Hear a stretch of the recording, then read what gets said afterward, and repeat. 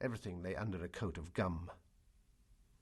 And then in autumn, the dry, palpitant air inflaming the body through its light clothing. The flesh coming alive, trying the bars of its prison. A drunken whore walks in a dark street at night, shedding snatches of song like petals. Was it in this that Antony heard the heart-numbing strains of the great music which persuaded him to surrender forever to the city he loved?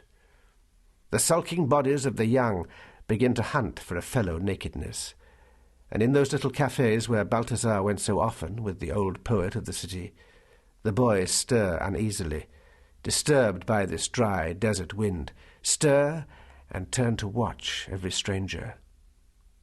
They struggle for breath, and in every summer kiss they can detect the taste of quicklime. I had to come here in order completely to rebuild this city in my brain. Melancholy provinces which the old man, the poet, saw as full of the black ruins of his life. Clang of the trams shuddering as they pierce the iodine-coloured Maidan of Mazarita. Here we so often met. There was a little coloured stall in the summer, with the vivid water ices she liked to eat. She would come a few minutes late, of course, fresh perhaps from some assignation in a darkened room, from which I avert my mind. But so fresh, so young, the open petal of the mouth that fell upon mine like an unslaked summer. The man she had left might still be going over and over the memory of her. She might be as if still dusted by the pollen of his kisses. Melissa.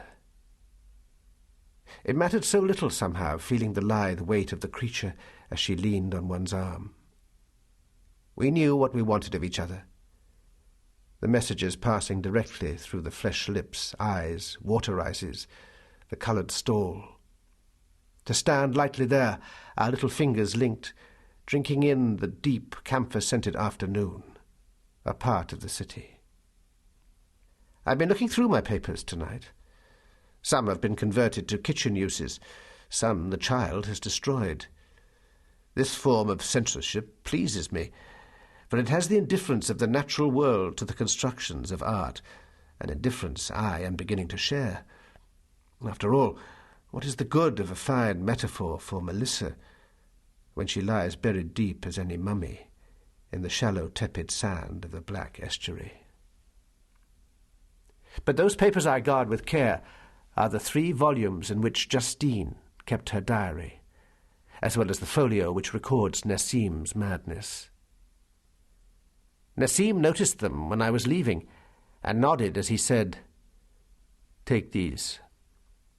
There is much about us all in them. They should help you to support the idea of Justine without flinching, as I have had to do." This was at the Summer Palace, after Melissa's death, when he still believed Justine would return to him. I think often, and never without a certain fear, of Nessim's love for Justine. What could be more comprehensive, more surely founded in itself? It coloured his unhappiness with a kind of ecstasy, the joyful wounds which you'd think to meet in saints and not in mere lovers.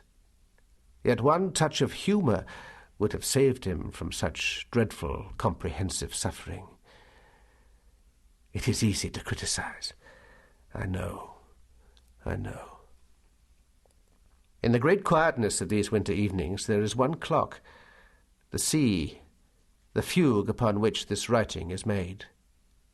If there are ever sails here, they die before the land shadows them.